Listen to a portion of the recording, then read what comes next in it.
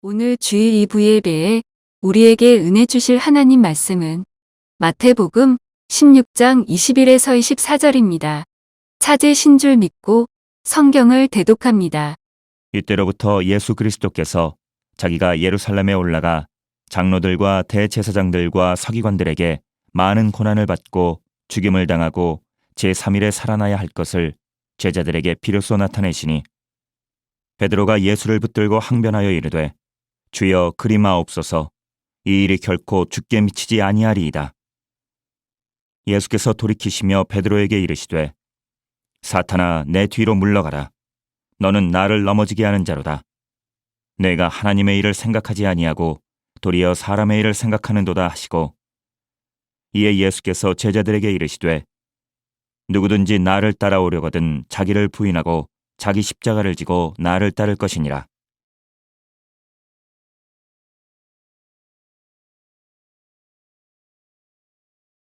오늘 본문에도 나와 있습니다만 예수님께서 십자가를 지실 때 많은 사람이 뒤따르면서 비웃고 침뱉고 채찍질하고 조롱했던 것을 볼 수 있습니다. 오늘날도 마찬가지입니다. 십자가를 지신 예수님을 따르는 우리는 그 예수님을 비웃고 조롱하고 핍박하며 또한 욕하는 사람들이었습니다. 어떻게 보면 이게 아주 정상적인 일이죠. 당시에서는 십자가를 진다는 것은 큰 죄를 지은 사람들이었고 사회적인 무리를 빚는 사람들을 아주 모욕 주기 위해서 드러내놓고 사람을 죽이는 처형 방법이었습니다.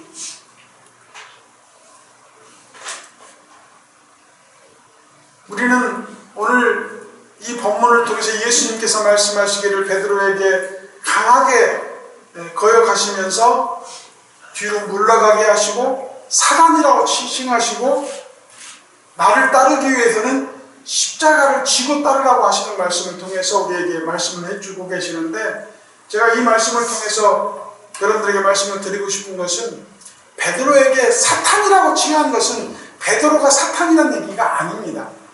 그 베드로를 이용하는 사탄에게 명한 것이고, 하나님께서 그 베드로를 통하여 사탄의 그 까불림, 또 사탄이 움직이게 하는 것들을 책망하시는 내용이 본문에 나와 있는 말씀인 것입니다. 제가 드리고 싶은 말씀은 왜 우리가 십자가를 지고 따라야 되느냐, 과연 그 십자가는 무엇이냐, 그 십자가가 우리의 무엇이기에 예수님께서 말씀하시기를 십자가를 지고 나를 따르라고 하는 것이냐, 그 십자가가 그렇게 모멸되고 아주 치욕적이고 힘들고 아픈 것인데도 불구하고 왜 십자가를 지고 따라오라고 하는 것이냐는 것에 대해서 말씀을 보려고 하는 것입니다. 첫 번째로 말씀을 드리고 싶은 것은 내 십자가는 내가 져야 된다는 것입니다.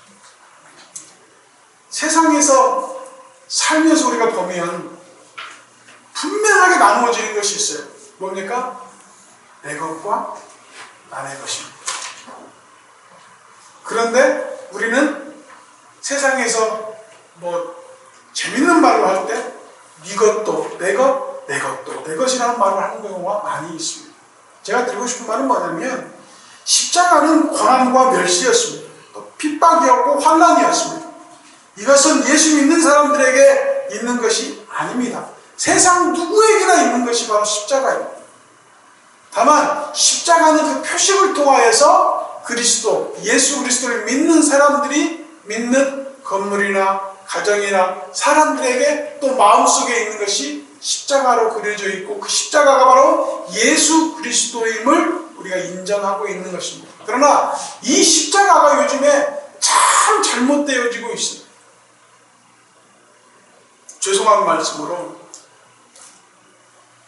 술집에 나가는 젖대부도 목걸이는 십자가 목걸이 차고, 귀걸이도 십자가 차고, 예수 믿지 않는 사람들이 차 안에다가 십자가 목걸이를 걸고 다니는 사람들, 이제 십자가가 예수 그리스도를 증거하고 예수 그리스도임을 인정하게 하는 그런 표식이 아니라 세상의 하나의 액세서리가 되어버린 상황을 우리가 만나게 됩니다.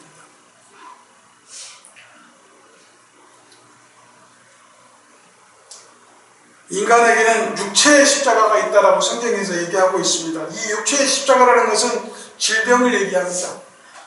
이 육체의 십자가는 가난을 얘기합니다. 어떤 사람은 신체장애요, 어떤 사람에게는 없음을 얘기합니다.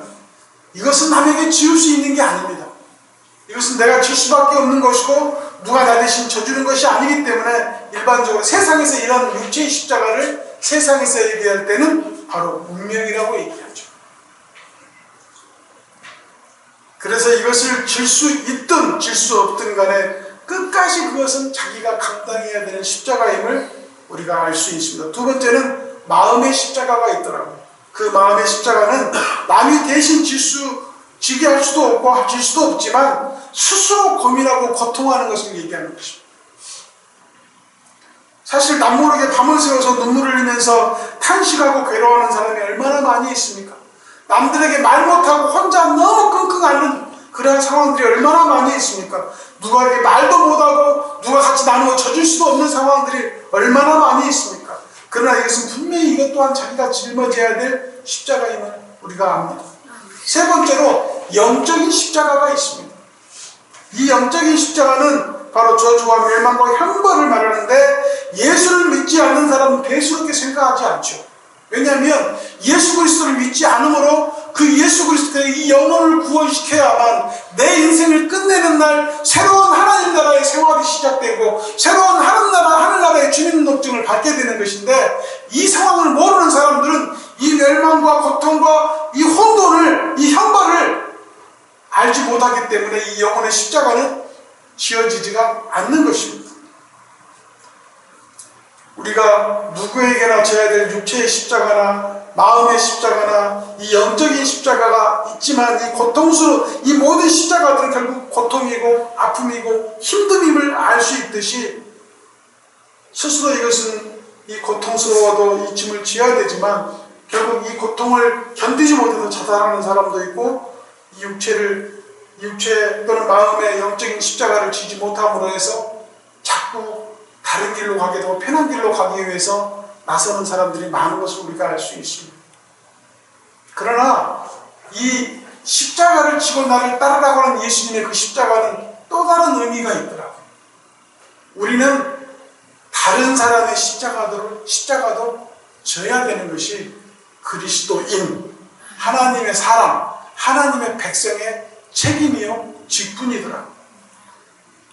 이것이 그리스도인의 특징이고 장점입니다. 요즘 세태가 결혼하지 않는 세태잖아요. 얼마 전에 뉴스에 나왔습니다만 대한민국 출산율이 0.7명까지 떨어졌다는 것은 이제 안 낳는다는 얘기잖아요. 사람의 모양을 일로 봤을 때 0.7명이면 무언가가 없이 태어난다는 그런 의미같이 느껴지잖아요. 요즘에 신세대들이 결혼하지 않는 이유가 뭐냐면 지금 우리가 무시적으로 알고 있지만 말을 못하는 것이 결혼이라는 것을 오늘 기독교 신문에도 보니까 어떤 목사님은 크리스찬 신문에다가 결혼식에 초대합니다 광고까지 했더라고요.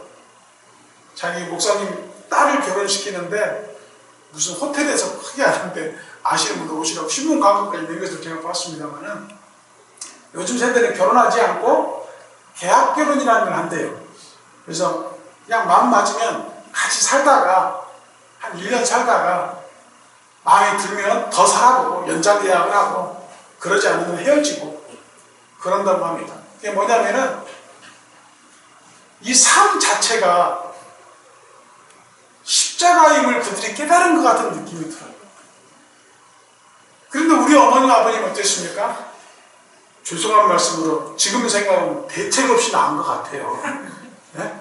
대책 없이. 낳다본 게 4명이고 낳다본 게 6명이고 낳다본 게 2~3명이 있을지 모르지만 그 당시에는 먹고 살기도 힘들었을 텐데 그렇게 나셨잖아요. 근데 그때 당시 우리 어머니 아버지들은 뭐라고 하셨냐면은 지 밥숟가락은 지가 하고 태어난다고 그렇게 말씀하시면서 아이를 낳았어요.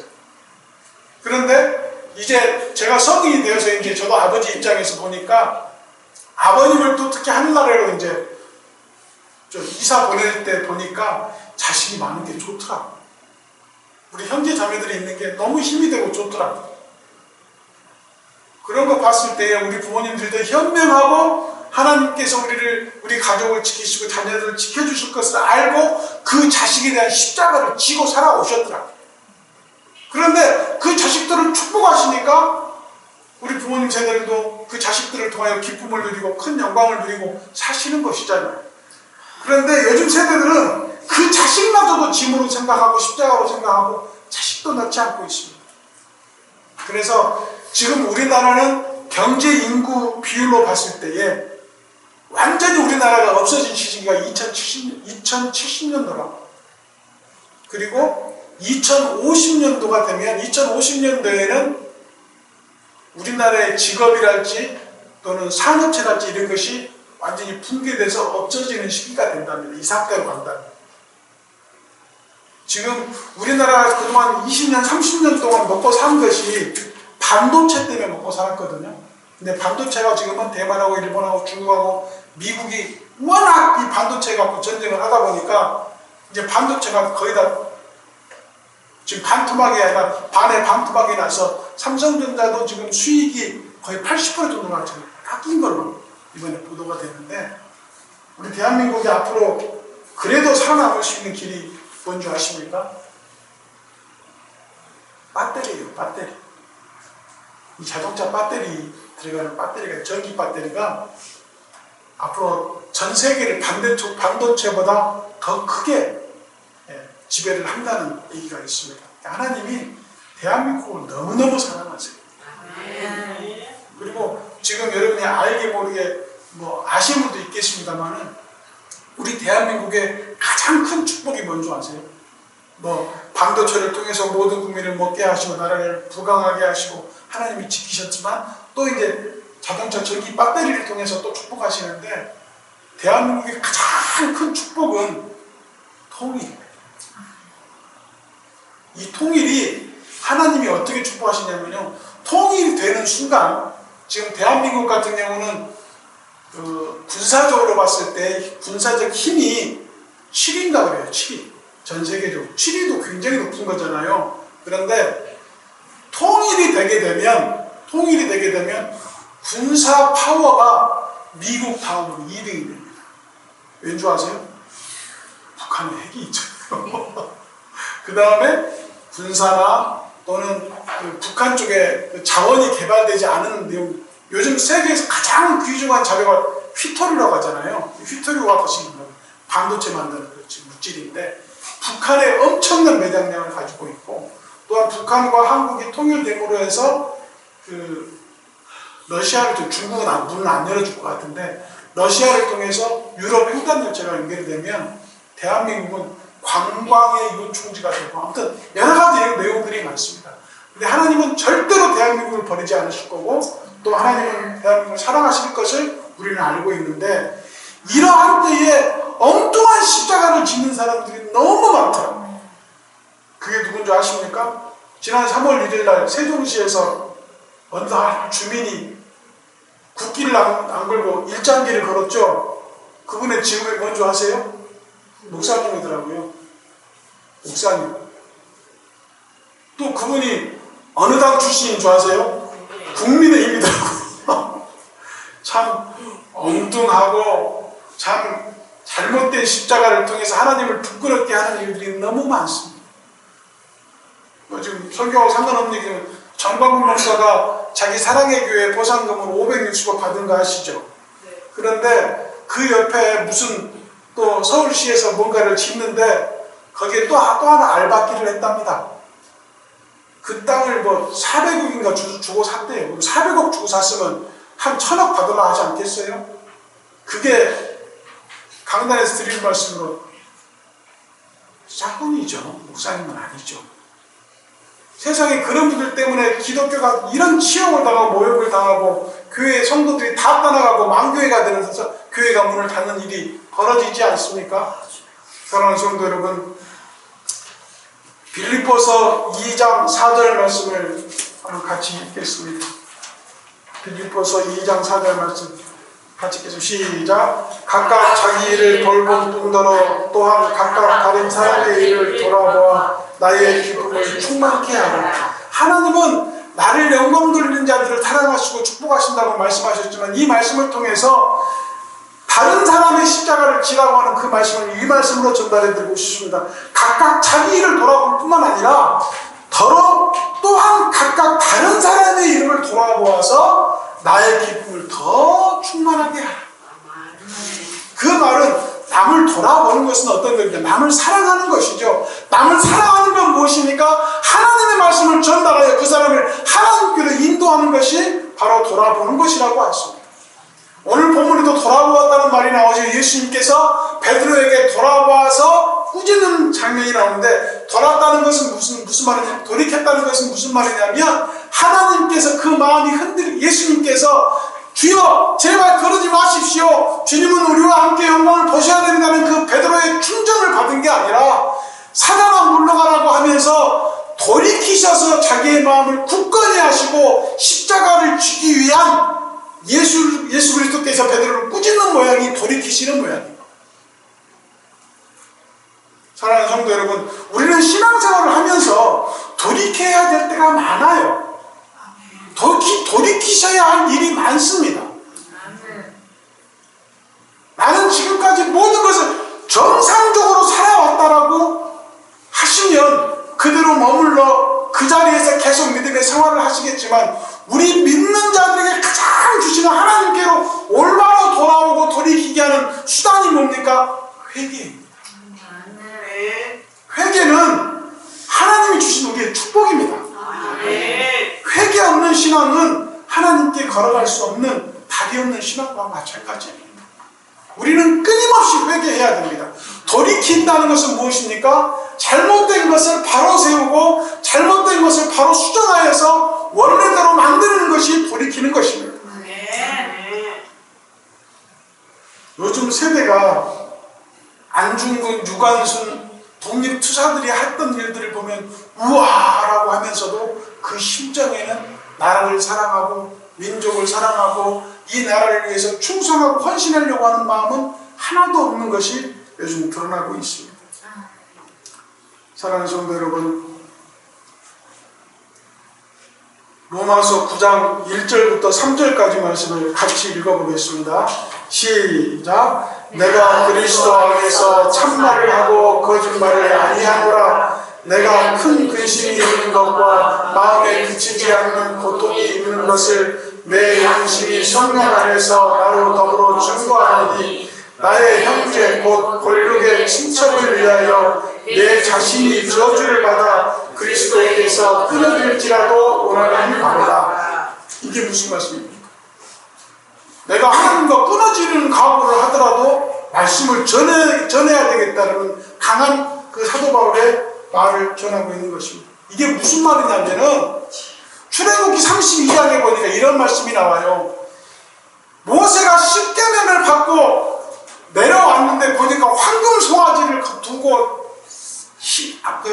이방신을 섬기며 그 황금 송아지를 신이라 칭하고 잔치를 벌이고 춤추고 떠드는 이스라엘 백성을 보고 모세가 하나님께 기도한 내용이 이 말씀입니다.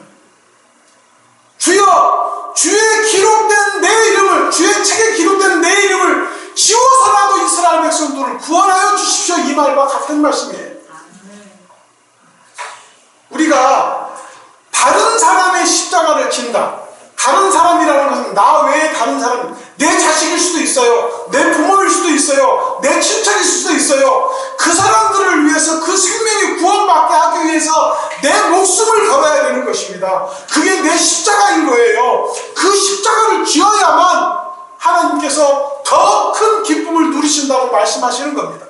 사랑하는 성도 여러분, 모세와 같은 중보자가 바로 나이여야 됩니다.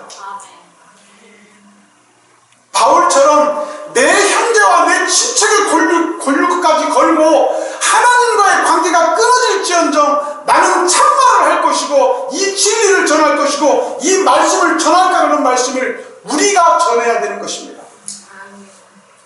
아직도 이 자리에 참석하지 못하는 내 가족과 내 친족과 내 사랑하는 자식들을 위해서 내가 내 목숨을 걸고 내가 너희들에게 이야기한다. 하나님 앞에 나가서 예배하자.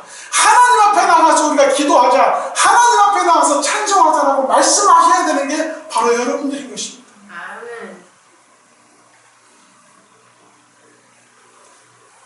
모두가 구원받고 함께 살아야겠다는 그러한 생각을 가질 때에 남의 운명을 내 십자가처럼 질 수 있는 마음이 생기는 것입니다. 사랑하는 성도 여러분, 예수 그리스도의 십자가는 바로 나의 십자가입니다. 나의 십자가라 하더라도 감당해 줄 사람은 한 사람도 없죠. 누가 내 십자가를 지어주지 않습니다. 그러나 예수님은 내 십자가를 지셨습니다. 예수님은 우리 가정의 십자가를 지셨고 우리 민족의 십자가를 지셨습니다. 모든 짐을 지셨습니다. 갈라디아서 3장 13절 말씀을 같이 읽겠습니다. 시작. 그리스도께서 우리를 위하여 저주를 받은 바 되사 율법의 저주에서 우리를 속량하셨으니 기록된 바 다음에 달린 자마다 저주 아래 있는 자라 하였습니다. 이 말씀들을 들으시면서 여러분 어떻게 생각하십니까? 예수님은 십자가를 지심으로 스스로 저주를 받으셨어요. 그 저주는 죄에 있어서 받은 게 아니라 우리의 죄의 저주를 대신 받으신 거고, 우리의 죄를 대신 받으신 거고, 우리의 아픔을 대신 받으신 거고, 우리의 고통을 대신 받으신 겁니다. 그러면 그 예수 그리스도를 믿는다는 여러분들은 그리스도의 저주를 그대로 똑같이 동참하고 참여해야만 다른 사람의 십자가를 짐으로, 내 사랑하는 자식들을, 내 사랑하는 가족들을 십자가를 대신 짐으로 하나님께서 구원하시는 부활의 영광에 동참하게 된다는 말씀과 같은 말씀을 하시는 것입니다. 예수님은 십자가를 지실 이유가 하나도 없었습니다. 왜냐하면 그는 죄가 없으시기 때문입니다. 문제가 있었던 것도 아닙니다.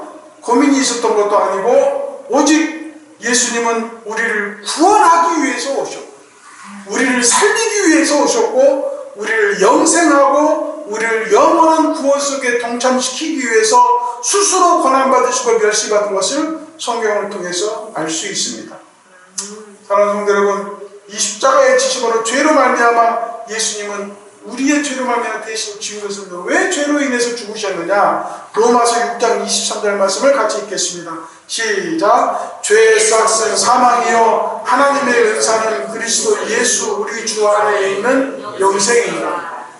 죄의 결과는 죽음밖에 없다고 분명히 말씀하시는데, 그 죽음을 영생으로 돌리고 영생으로 돌이킬 수 있는 방법은 바로 예수님밖에 없다라는 것을 로마서 6장 23절 말씀에서 분명히 말씀하고 계십니다.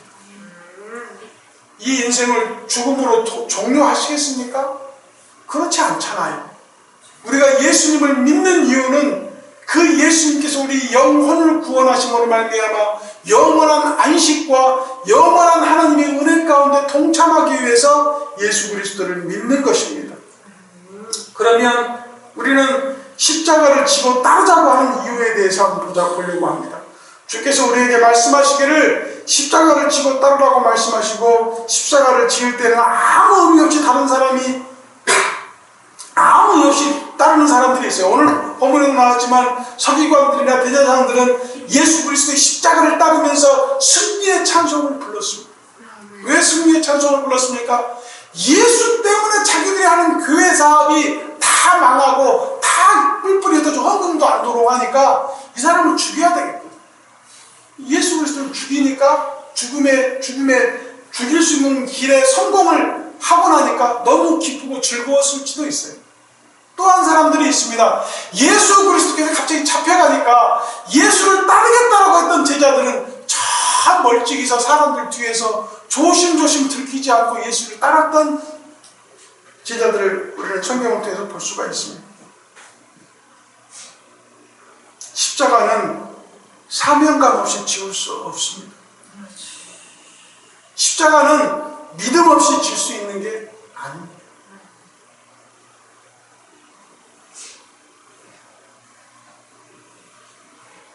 우리가 상식적으로 생각할 때도 십자가를 지신 예수님 뒤에서 따라가는 제자들이나 제사장들이나 서기관들이나 이 사람들은 어쩌면 두 사람들의 그 두 무리들의 공통점은 두려움인 것 같아요.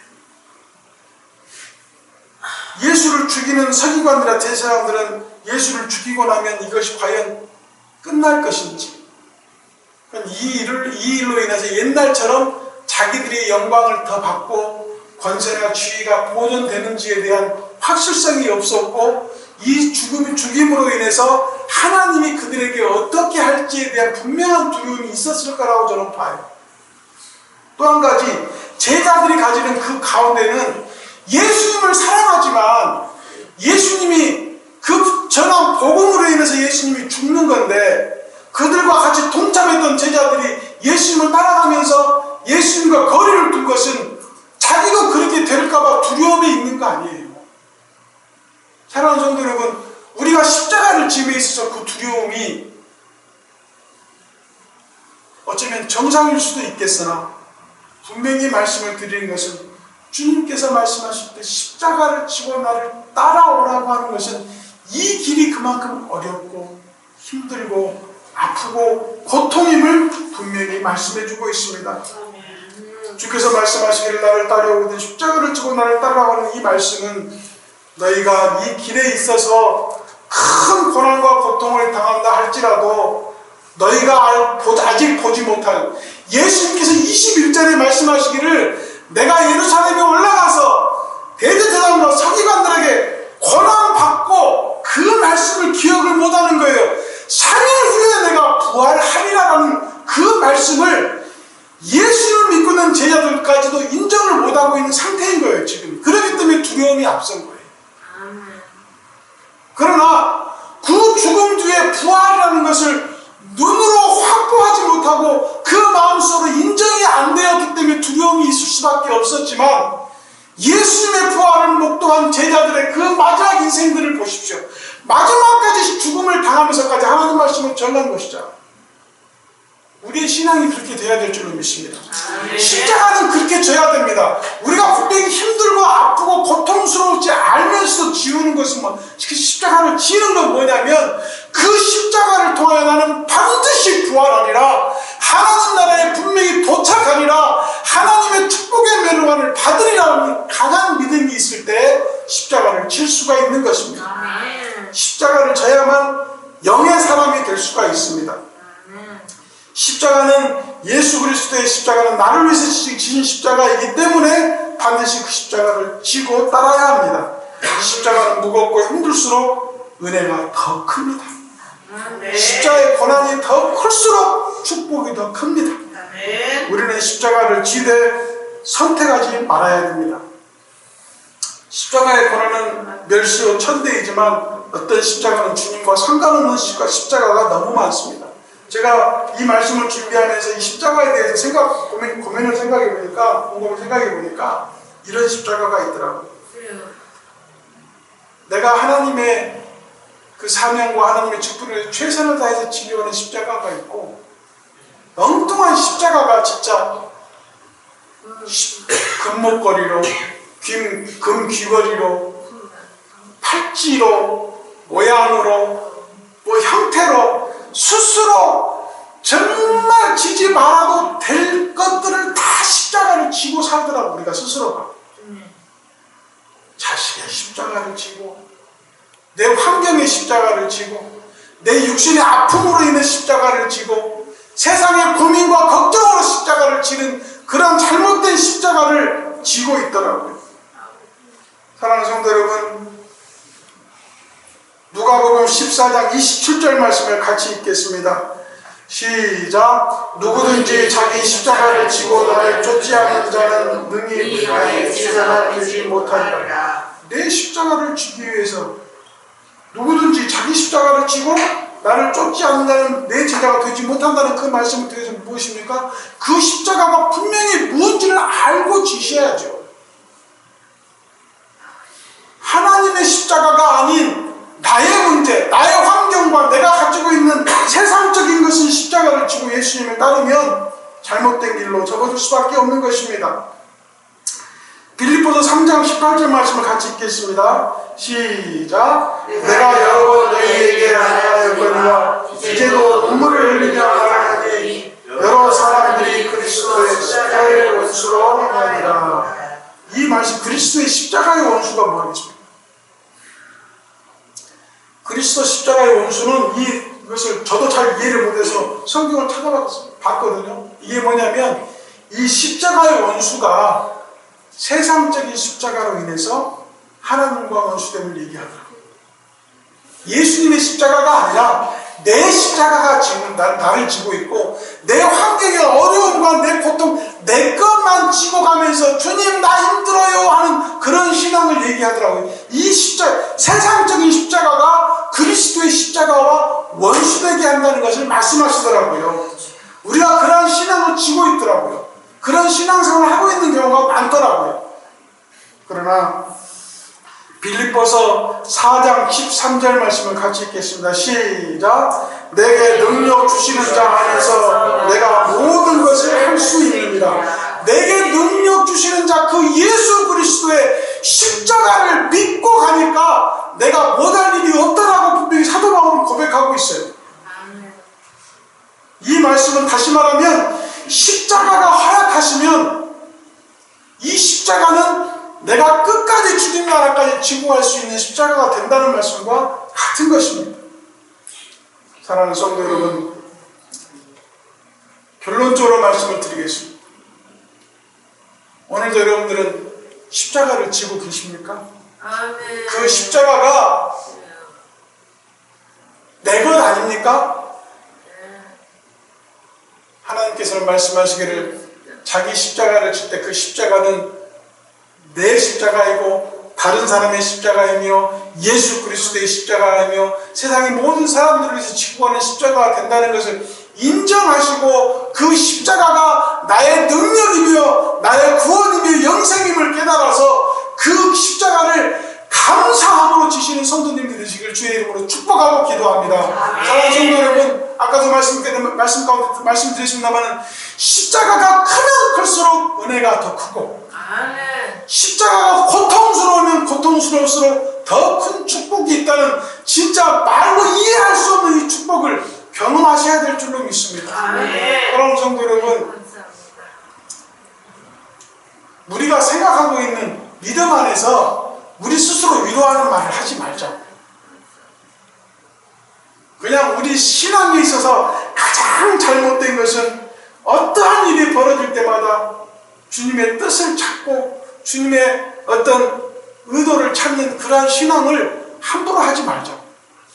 그냥 우리는 살면서 하나님 안에서 십자가를 동정하는 게 아니라, 동정이 나쁜 것도 아니고 좋은 것도 아닙니다만 십자가를 그냥 동정하는 게 아니라 십자가를 사랑하는 마음을 가질 때에 그 십자가를 짊어질 수 있는 거예요. 십자가를 동정하면 내가 하나님께 감사와 영광과 찬양을 드릴 수 없잖아요. 십자가는 사랑함으로 질 때에 그래야 내 십자가도 지어지고 다른 사람의 십자가도 지어지고 예수님이 주신 그 십자가도 지고 가볍게 자유롭게 갈 수가 있는 거예요. 그냥 말 그대로 십자가를 지는 것 자체가 나의 행동을 제약하고 나의 행동을 자유롭게 못하게 하고 힘들게 하는 그런 것으로 생각되는 거잖아요. 그게 사람의 십자가더라고요. 그런데 하나님의 십자가는 그 십자가를 짊어짐으로 말미암아 예수님을 따라가게 되면 그 끝에는 축복이 있고 그 끝에는 사랑이 있고 그 끝에는 은혜가 있더라고요. 그렇게 사랑하는 마음으로 십자가를 지고 가니까 하나님이 축복하시고 사랑해 주시는 것을 성경을 통해서 볼 수가 있습니다. 우리가 성경책 하나만 찾아보고 말씀을 마치겠습니다. 히브리서 2장 6절을 한번 찾아주시기 바랍니다. 히브리서 2장 6절.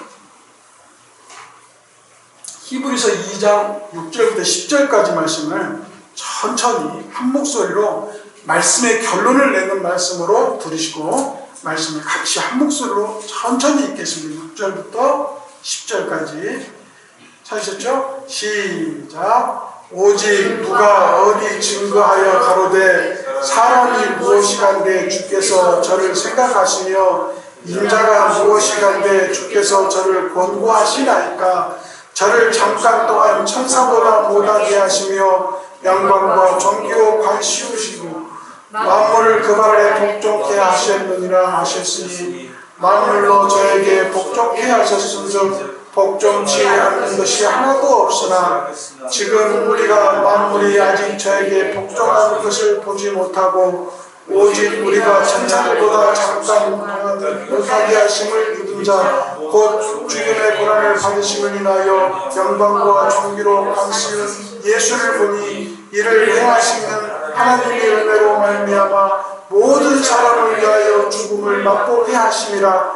만물에 인하여 만물이 말미암은 자에게는 많은 물을 끓고 영광에 하시는 일에 저희 구원의 주 권한으로 말미암아 온전케 하심이 합당하도다. 아멘. 이 말씀을 통해서 은혜 받으시기 바라고요. 이 말씀은 다시 한번 읽어보시고 계속 반복해서 읽어보시면 굉장히 은혜가 되는 말씀이에요. 말씀을 준비하면서 은혜가 되는 말씀이었습니다. 결론적으로 말씀을 드린 것은 십자가는 고통이고 고난이고 아픔이고 힘듦입니다. 그러나 그 십자가를 지고 난 후에 영광이 있고 은혜가 있고 축복이 있음을 알고 예수 그리스도의 십자가를 지신 후에 부활하신 그 은혜를 우리도 동일하게 공감하고 동참하는 축복받는 성도님들 되시기를 주의 이름으로 축복합니다. 무거운 십자가를 지면 영적으로는 가볍게 된다는 것을 깨닫게 될 것입니다. 내게 오는 그 십자가가 주의 이름으로 사랑함으로 받게 되면 가볍고 훨씬 더 자유롭고 더 하나님을 간절히 찾게 되는 하나의 수단이 되고 방법이 됨을 깨달아서 우리는 십자가를 지고 따르는 제자가 되어야 되고 그 십자가로 인해서 더 기쁨을 누리시고 더 큰 자유함을 누리시는 놀라운 축복받는 북광주 순례교회 성도님들이 되시기를 주의 이름으로 축복하고 기도합니다.